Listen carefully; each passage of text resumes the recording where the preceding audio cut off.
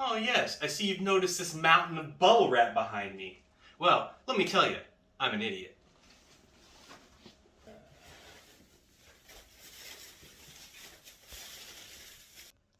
So I had meant to order some bubble wrap that was this big. Well, apparently, through no wrongdoing of my own, I ended up with this. But don't worry, because these are going to be great for shipping out machines. That's actually what we're going to be doing today, is showing you how to ship a mixer. Because we've actually accepted shipments, and we have shipments coming in. As you can see, we got 3 of them right here. We've had a bunch of people telling us that they are on the way. So we just want to make sure that everyone is shipping them correctly. So let's show you how to do it.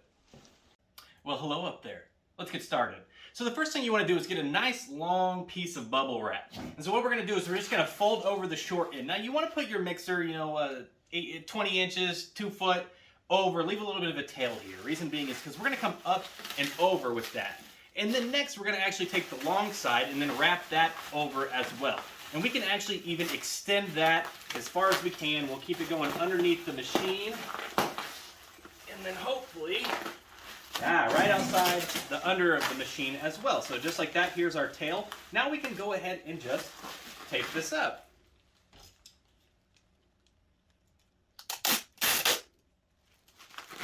Alright, so we've got our tape here, and we're just actually just going to come up and over the machine just like that. Now it's good practice to actually do this in 2 locations, one at the back of the machine and one at the front as well, just to make sure that this stuff isn't coming unwrapped in transit.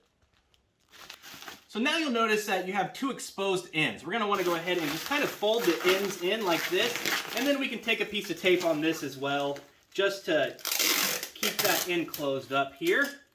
Doesn't have to be anything fancy right here, because this is actually just to, like I said, keep this stuff bunched up here, and then we'll actually end up going around the machine as well. So just close up your ends. We'll close up the front. We'll close up the back here.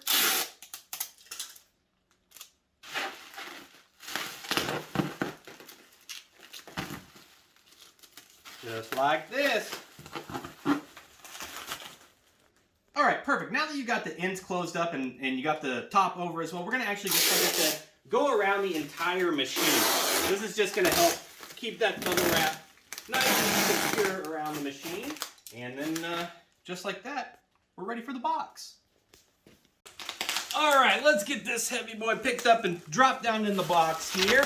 Now, this box is 12 by 16 by 16. Now, the tilt head mixers, they're about 14.5 inches tall, and the bowl raise machines are about 16 inches tall. So, if you're shipping a bowl raise, you're gonna have to get a little bit bigger box, maybe, an 18 by 12 by 16. Yeah, that should work just great. So as you can see, we have the mixer in the box. Now, there's still a lot of room in here for this to wiggle around. And that's how they get damaged in transit. You want to make sure that these are really secure. So we're actually just going to, take some packing paper, take some more bubble wrap, anything that, has a little bit of play to it that can package it in there. We're just going to shove all of this down in there, and we just want to make sure that there's no empty spaces in the box. It's also good practice to just put a little something right on top of the machine as well, just so the top is cushioned a little bit. And really, once you reach this point, it's ready to start taping up the box. So let's get to it. All right, the first thing you want to do is get a piece of tape going long ways across the box, obviously, here. Right across this seam, just like that.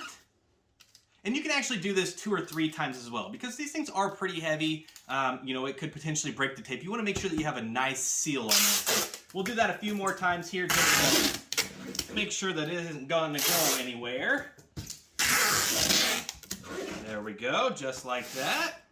Now, if you look and see what we did here, we did the same thing to the bottom as well. Don't forget the bottom of the machine. We did one long ways, and then we did a couple across this way as well. And then we're going to do that to the top as well, again, just to make sure. We don't want these things bouncing around too much. And we don't want them coming loose and getting broken. I have received a few machines that have been damaged in transit, and we just definitely want to avoid that.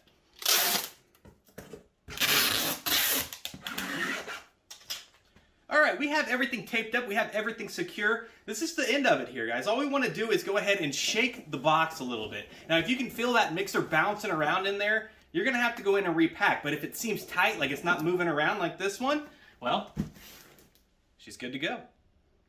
All right, well that concludes how to ship a KitchenAid mixer. Hey, we got everything boxed up here. Now this particular mixer is actually part of our subscription. This is one that we give away. We give away a machine every single month. If you haven't seen it yet, check out our website. You'll see a little link for subscription. We have a $3 and $5 subscription, and we give away a machine every single month.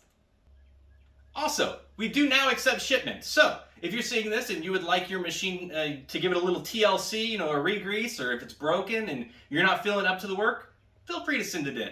We'll take care of you.